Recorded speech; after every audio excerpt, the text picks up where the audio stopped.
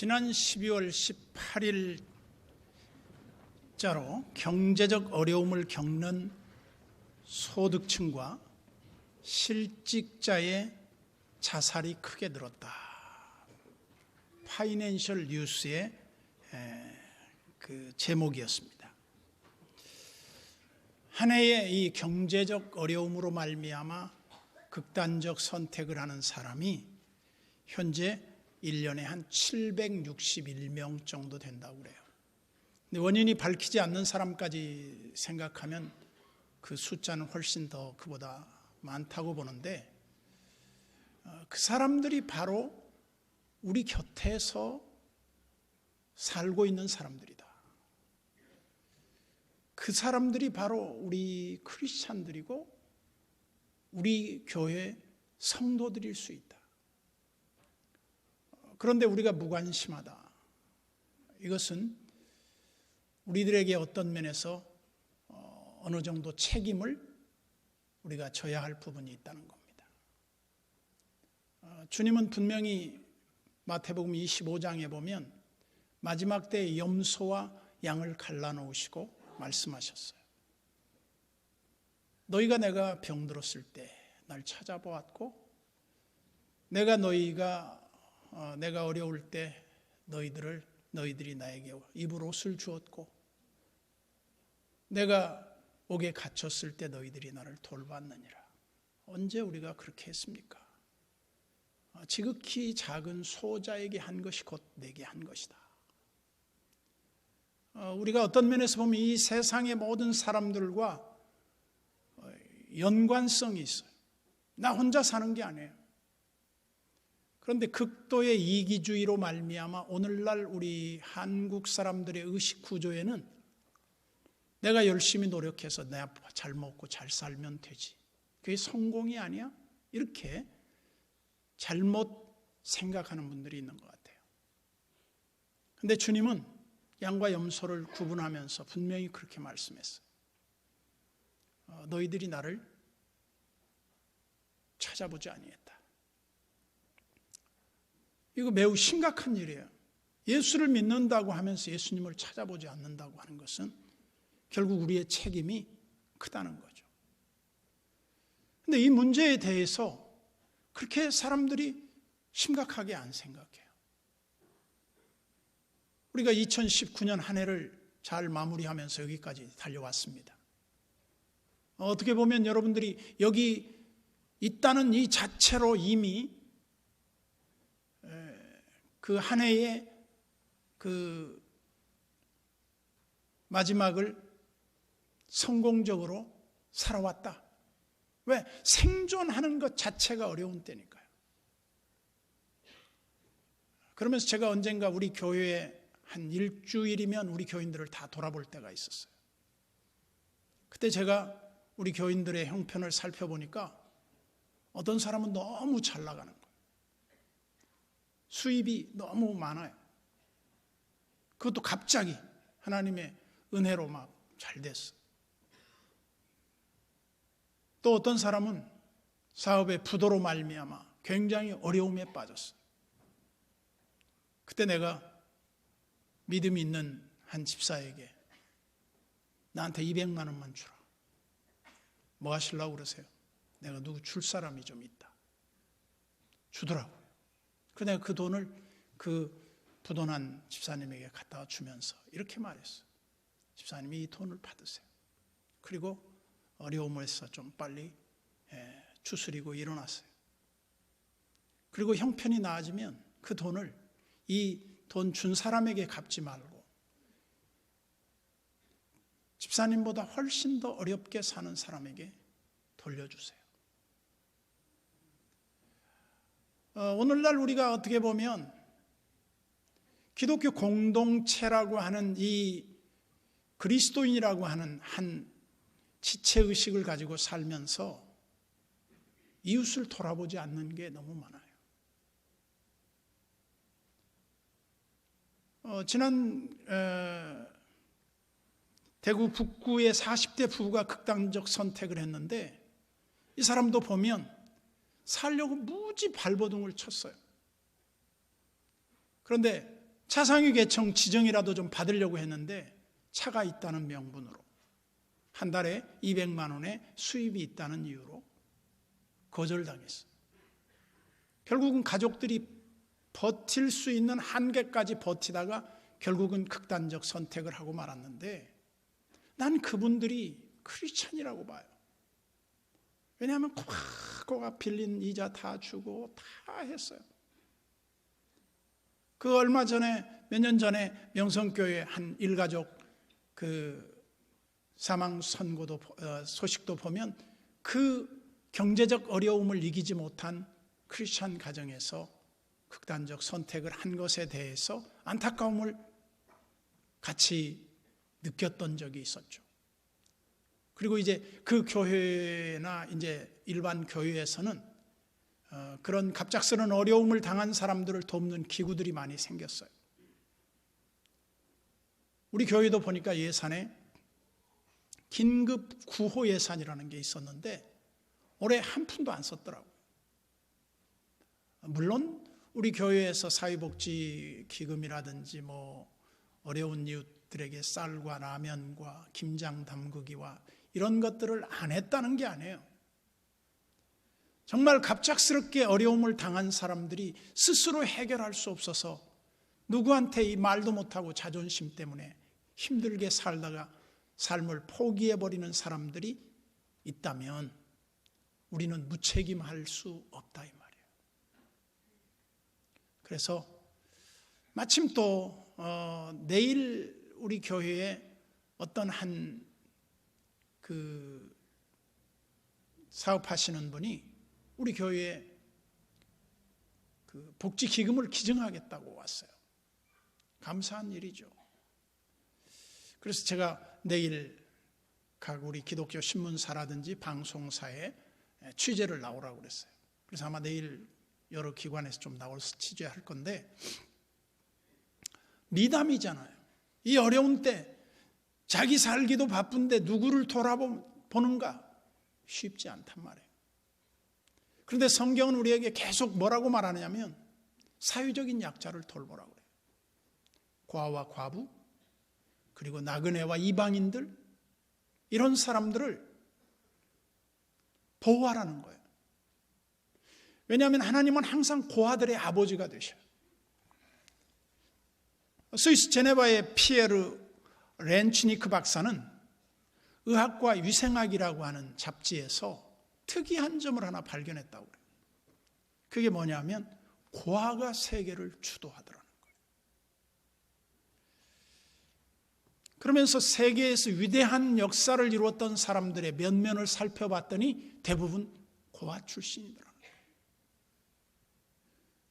대표적인 인물로 알렉산더가 있고 시저가 있고 루이 14세가 있고 조지 워싱턴, 나폴레옹, 프랑스의 사르트르, 루소, 데카르트, 파스칼, 레오나르도 다빈치 대부분 다 사생아 내지는 고아 출신이라. 저는 이들이 왜 이렇게 어려운 역경 속에서 성공할 수 있었을까? 제가 볼 때는 하나님이 이들의 아버지가 되어서 키워주셨다고 봐요. 고아와 과부, 지난 25일 날 우리 교회에서 홀로 된 목사님, 사모님들을 위한 예배가 있었어요. 우리 교회에서 오후 3시에 예배를 드렸는데 정말 저 강원도 어디에서 목회하는 사모님의 이 얘기는 보니까 눈물의 드라마야. 보니까 요즘 젊은 부부들이 서울에 살면서 아이들을 시골에다 맡겨놔서 애들이 많은데 애들 옷을 입혀줄 수가 없다는 거예요. 그래서 우리한테 옷 남은 거 있으면 좀 달라는 거예요. 참 지금 같은 세상에 입힐 옷이 없다니 이해가 되지 않는 그런 생각이 들었어요. 그렇지만 현실이 그렇다는 거예요. 그러면서 저는 우리 교회에도 지금 혼자 되신 분들이 많아요. 갑작스럽게 남편이 떠난 분, 덩그러니 그야말로 혼자 광야와 같은 곳에 내동댕이 쳐진 느낌이 드는 분들이 있을 거예요. 근데 저는 그분들을 한번 이렇게 지켜보는 거예요. 뭘로 보느냐? 하나님이 이들을 어떻게 참새들과 같은 이 사람들을 먹이시고 이들의 백화파와 같은 이들에게 어떻게 입히시고 이들을 어떻게 하나님이 돌보실까? 저는 확신해요. 세상에 외롭고 약한 자들을 하나님이 버리신 적이 없어요. 누구보다도 하나님이 그들을 아끼고 사랑해요. 얼마 동안만 참고 보자. 저는 하나님이 그들을 반드시 돌보신다. 고아, 과부, 나그네, 이방인. 오늘날 우리 한국에도 다문화 가족만 해도 200만 명이 넘는 외국인들이 우리나라에 국제 결혼해서 와 살고 있다 그래요. 이거 전부 다 우리 가족들이에요. 우리가 돌보지 않으면 안 되는 거예요. 예수님께서 돌아가시기 전에 베다니 시몬의 집에 들어갑니다. 거기서 예수님이 비스듬히 누우셔서 말씀을 하고 계실 때 한 여인이 예수님 앞에 그 발치에 앉습니다. 그리고 눈물로 예수님의 발을 적십니다. 그리고 자기의 머리를 풀어서 그 예수님의 발을 닦아드립니다. 감격스러운 장면이에요. 그리고 자기가 가지고 있던 향유 옥합을 깨뜨려서 예수님의 머리와 그 발에 붓습니다. 그때 가룟 유다가 왜 이 여인은 이 고가의 물건을 허비하는가? 막 분노해요. 그때 예수님이 그 여인이 하는 일을 하도록 내버려 두라고 그래요. 그리고 이 여인이 하는 일이 복음이 전해지는 곳마다 다 전해질 것이다. 그러면서 예수님이 무엇을 말씀하냐면 이렇게 말씀해요. 저 여인은 나의 장례를 지금 치르고 있다. 그리고 저 여인이 비싼 향유를 깨뜨려서 허비하는 것 같지만 그 여인은 지금 최상의 선택을 하고 있다. 그러면서 예수님이 의미 있는 말을 하셨어요. 가난한 자들은 항상 너희들 곁에 같이 있다. 그래서 너희들이 언제든지 도울 수 있다. 그러나 나는 너희들 곁에 오래 있지 않는다. 우리 곁에 있는 사회적인 약자들을 우리 그리스도인들은 어떻게 대하고 있는가? 유명한 그 폴란드의 파데르부스키도 보면 오스트리아의 좋은 식당에 가서 앉았는데 한 그 물건을 파는 사람이 와서 테이블 위에 막 물건을 놨어요. 아무도 안 사주는 거예요. 근데 그때 남루하게 옷을 입은 한 사람이 그 물건을 사주더라는 거예요. 그러면서 파데르부스키는 충격을 받았다는 거예요. 도와야 하고 도울 수 있는 여건에 있는 사람이 돕는 게 아니라 도움을 받아야 할 사람이 오히려 돕고 있다는 거죠. 우리가 1년 52주를 맞으며 오늘 마지막 주일입니다. 연말연시 나눔과 기부의 문화가 많이 퇴색된 시대에 우리가 살고 있어요.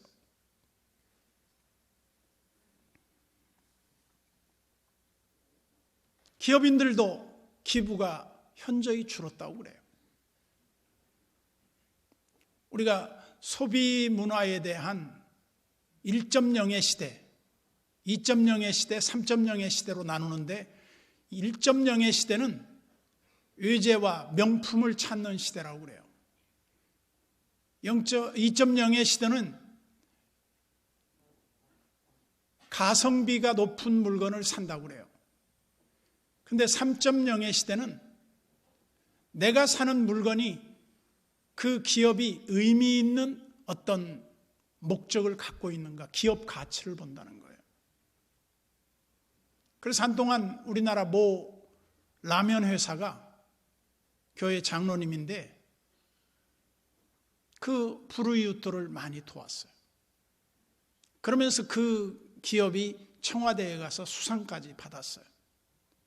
무엇 때문에? 계속 밀가루 값이 올라서 라면 값을 오른다고 할 때 그 회사는 안 올렸어요. 그 이유가 뭐냐? 이 서민들이 먹는 라면 값을 올리면 서민들에게 타격이 간다.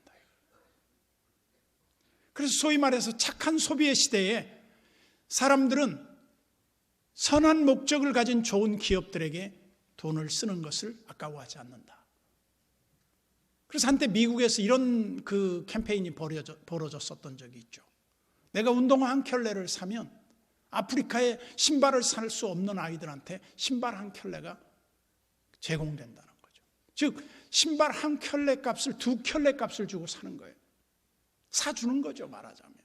내가 기부하는 거예요. 이 착한 소비 형태가 있었어요. 그래서 우리가 오른손이 하는 일을 왼손이 모르게 하는 거예요.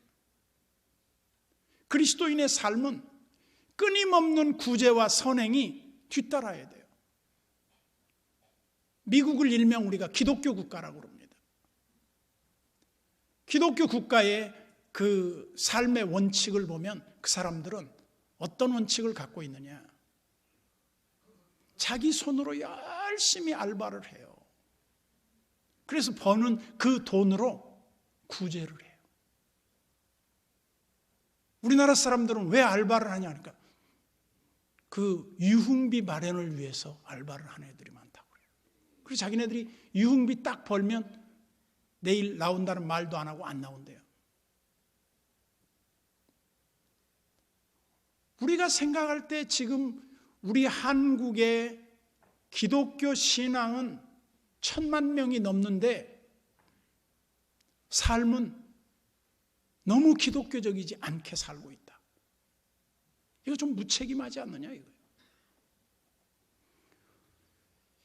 야고보 사도는 예수님의 동생으로서 예수님 가정에 있었지만 예수님을 믿지 않았어요, 생전에.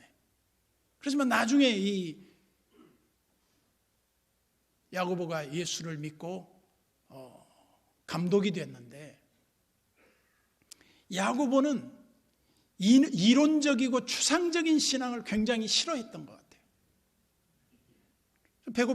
배고프고 헐벗고 굶주린 사람들한테 밥이라도 먹고 다녀, 뭐 그런 식으로 말하는 것을 굉장히 잘못된 것이라고 지적을 해요. 그걸 교회에서 차별하는 걸 싫어해요. 그리고 교회에서 약자를 무시하는 걸 아주 싫어해요. 여러분, 우리 교회에 와서 여러분들이 생각할 때 약자이기 때문에 무시당했다 그러면 우리 교회가 잘못된 거예요. 저는 우리 교회에서 편애하지 않으려고 했습니다. 누구에게나 똑같이, 물론 뭐 다 똑같이 대할 수는 없죠. 그렇지만 공평하게 대하려고 애를 씁니다. 그런데 우리가 놓치지 말아야 할 게 하나 있어요. 오늘 야고보서 1장 27절 맨 끝에 이렇게 오늘 본문은 말합니다. 하나님 아버지 앞에서 정결하고 더러움이 없는 경건은 하나님을 경외하는 사람이라는 뜻이에요. 하나님을 잘 믿고 하나님 앞에 바로 섰다는 그런 개념의 경건은, 저는 막 금식하고 기도하고 성경 보고 예배 잘 드리고 여기에 초점이 맞춰질 것 같은데 의외의 결과를 야고보는 말해요. 그게 뭡니까? 더러움이 없는 경건은 곧 고아와 과부를 그 환난 중에 돌보고 그랬어요. 그러면 이제 여러분 생각할 때 사회적 약자들이라고 하는 사람들은 이제 교회를 기대려고 할 수 있어요. 야, 교회가 뭐 하고 있는 거야? 사회적 약자를 돌보지 않고. 그렇게 말하면 안 됩니다. 성경은 우리에게 일하기 싫거든 먹지도 말게 하라 그래요. 내 손이 수고한 대로 먹을 것이라. 기독교 신앙은 철저하게 독립이고 홀로 서는 거예요. 누구의 그런 도움받고 사는 자들이 아니에요. 그렇지만 그들이 홀로 일어설 수 없을 때 붙들어주는 것은 필요하다.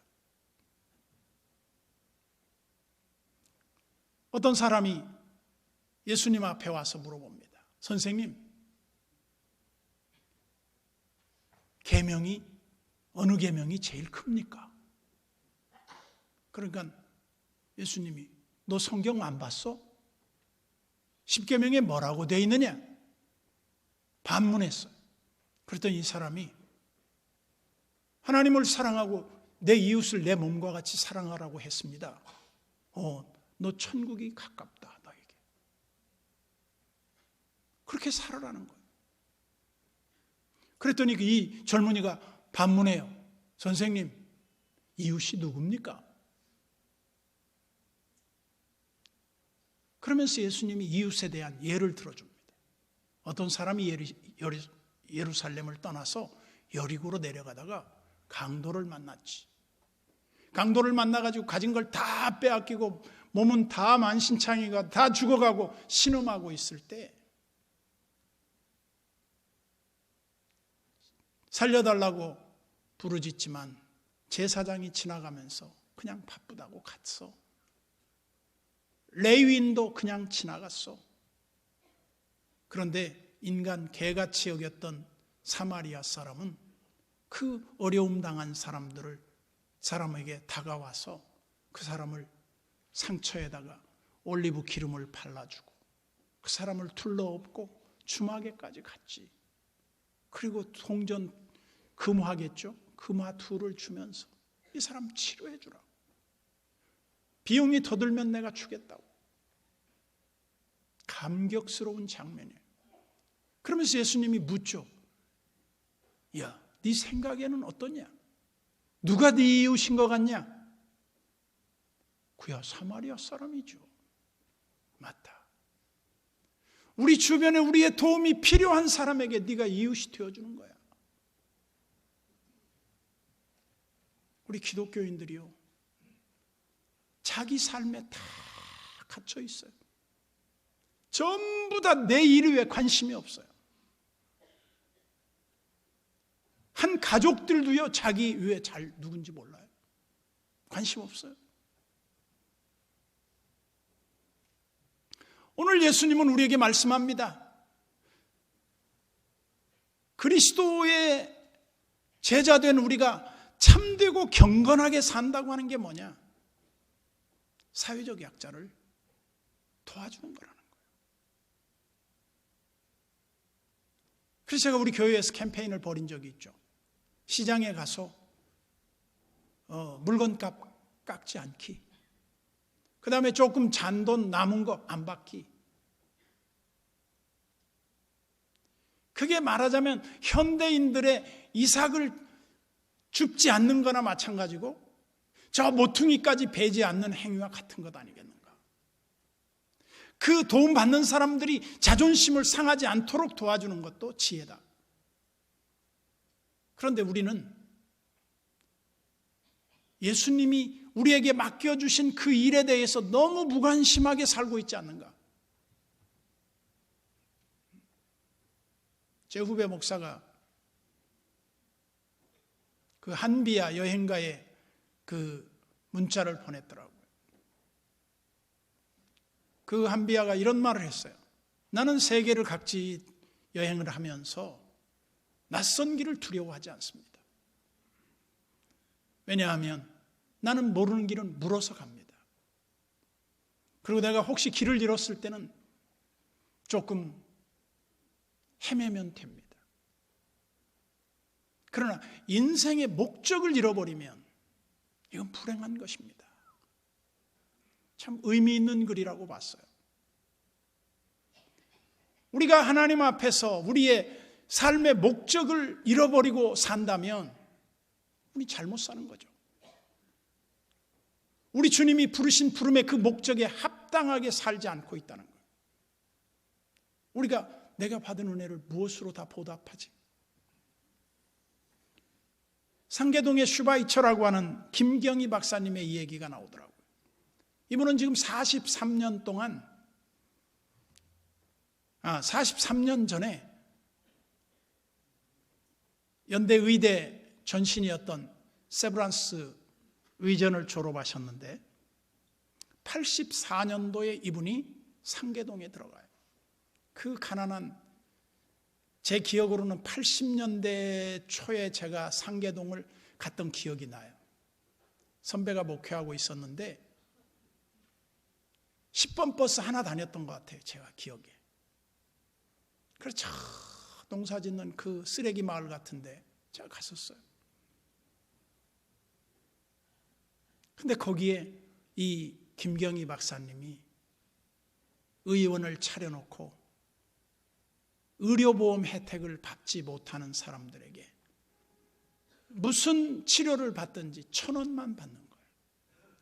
그 1,000원은 자존심 비용이에요.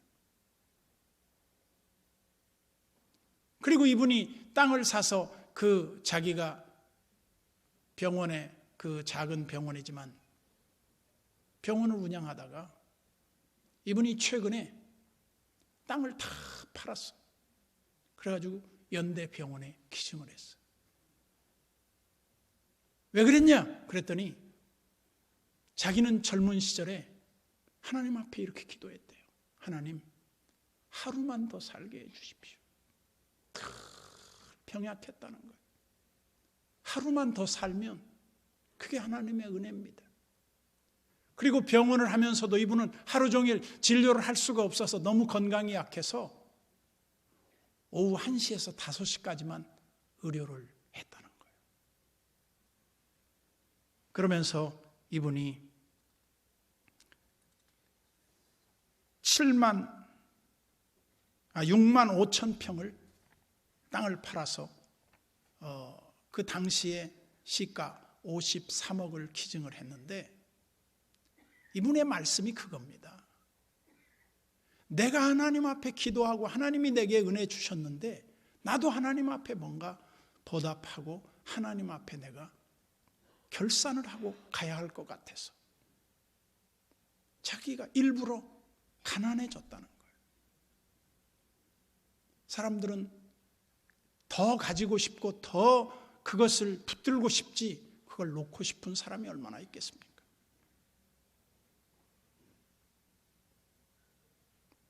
성경은 말합니다.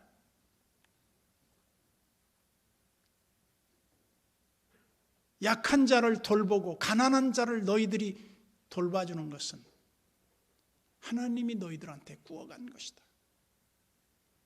하나님이 구워갔는데 갚아주지 않겠습니까? 유명한 인도의 썬다식 얘기 다 기억하실 거예요. 이 사람이 본래 시크교 집안에서 태어나서 특별한 체험을 합니다. 예수님을 만나고 예수님을 위해 살기로 다짐을 해요. 그리고 히말라야 산을 넘어가는데 눈보라치는 어느 날 추운 겨울에 가다가 보니까 사람이 그 눈 속에 쓰러져 있는 거예요. 이렇게 다가가 만져보니까 숨이 끊어지지 않았어요. 그래서 이 사람을 업고 그 산을 넘는 겁니다. 그래서 길 가다가 옆에 가는 사람한테 이보시오, 나 좀 도와주시오. 이 사람이 지금 힘겹게 산을 넘어가다가 이렇게 지쳐서 쓰러졌는데 같이 좀 도와주시면 안 되겠습니까? 아이, 나도 지금 바쁘다고 그냥 뿌리치고 갔어요. 막 눈보라를 맞으면서 이분이 얼마쯤 걸어가다 보니까 자기 혼자 살겠다고 걸어간 그 사람은 자기 앞에 가다 보니까 발에 걸려서 보니까 그 사람이 죽어 있었어요.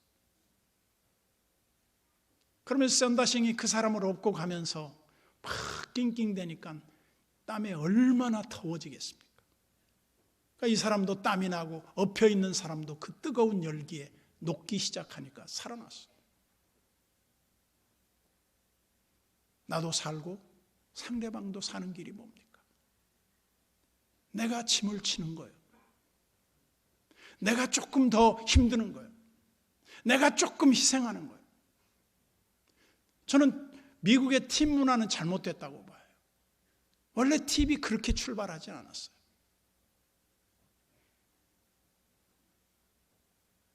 저는 사실 콘도 같은 데에서 자고 이렇게 팁을 놓고 오는 경우는 드물거든요. 근데 저는 이렇게 생각을 한번 해봤어요. 이 방에 들어와서 이 침대포를 걷고 다 청소를 하는 아줌마가 힘들까봐 저는요, 수건도 가지런히 안 쓰는 거 그대로 건드리지도 않아요. 다른 거 다 건드리지 않아요. 내가 쓸 것만 딱 수건도 작은 거 하나만 딱 써요. 그리고 이제 팁을 올려놔요. 저 혼자 잘 때. 아마 그 방에 청소로 온 사람이 이렇게 생각할 거예요. 참 이 방에서 자신 분은 누군지 모르지만 참 나를 도와주시는 분이구나. 그 팁을 챙기면서도 그럴 거예요. 야, 배려할 줄 아는 사람이네. 여러분, 신앙이 뭡니까? 매우 구체적이고 실제적이고 내가 서 있는 자리에서 내가 하나님을 어떻게 섬기는가에 대한 구체적인 나의 표현이라고 봐요. 그런데 그 사람과 마주칠 일 없다고 아무렇게 막 해도 되죠. 우리나라 사람들 팁 문화도 없어요. 팁도 안 줘요, 잘. 근데 배려하는 그 순간 주님은 이렇게 말씀하시는 것 같아요. 내가 너한테 꾸었다. 내가 너 손해나지 않게 할게. 마치 그런 것 같은 느낌을 받을 때가 가끔 있어요. 사랑하는 성도 여러분, 우리가 예수를 잘 믿는다고 하는 게 무엇입니까? 저는 우리보다 조금 힘들게 사는 사람들을 돌아보는 거예요. 그들을 배려하는 거예요. 그들 앞에 이렇게 이상 몇 개 떨어뜨려 주는 거예요. 그러면 세상이 훨씬 따뜻할 것 같아요. 각박한 이 세상에서 하나님을 경외하는 자들은 돌아봄이 필요합니다. 그리고 우리 자신을 세속화시키지 않도록 자기 자신을 지켜나가는 것. 이게 참 경건이라는 거예요. 기도합시다. 하나님 아버지, 은혜를 감사합니다. 야고보 사도의 지적을 오늘 우리에게 주시는 말씀으로 받으며 험한 세상에서 하나님의 뜻을 구현하고 살기가 쉽지 않은 이때 하나님 앞에 참된 경건이 무엇인가를 생각해 봅니다. 사회적인 약자를 돌보며 세속에 물들지 않도록 자신을 지켜나가는 것, 이것이 결코 쉽지 않은데 그럼에도 불구하고 우리 성도들은 예수님의 가르침을 따라 양의 편에 설 수 있도록 오른손이 하는 일을 왼손이 모르게 끊임없이 선행에 우리 자신이 참여하게 하여 주시옵소서. 예수님의 이름으로 기도하옵나이다.